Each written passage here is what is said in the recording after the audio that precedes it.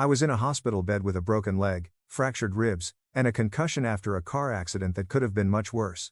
The doctors called me lucky. I didn't feel lucky. I felt abandoned.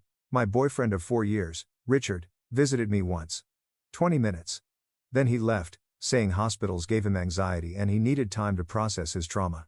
My best friend Anastasia stayed instead, slept in a chair, helped me eat, washed my hair in the sink. She showed up when he didn't. While I was still drugged on pain meds, Anastasia froze while scrolling on her phone. I took it from her. There was Richard. At a party. His arm around his ex.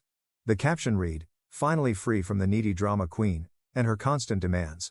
I didn't comment. I didn't call. I didn't cry. I just remembered something important: my name was the only one on the lease. For 4 years, I had carried him. He barely paid rent. He was between jobs, more than employed. When he had money, it went to gaming equipment, clothes, and nights out. I paid bills, covered rent, took on freelance work, and hid eviction notices out of embarrassment. I told myself he had potential. So while I healed, I made calls. To my landlord. To my brother. To my cousin. And I made a plan.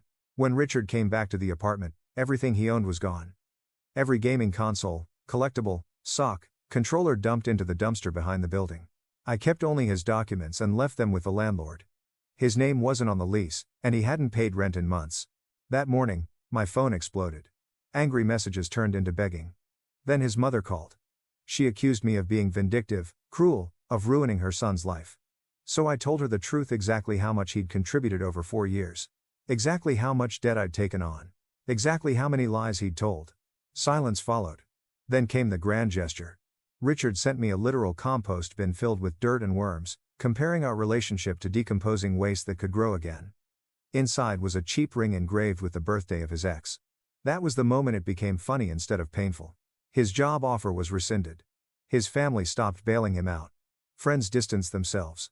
He tried public pity, begging, even a fraudulent fundraiser. Eventually, he was arrested not for me, but for unpaid tickets he'd been hiding for years. And me? I moved. I healed. I went to therapy. I learned that love shouldn't feel like carrying someone else's backpack while bleeding. I didn't lose him in the accident.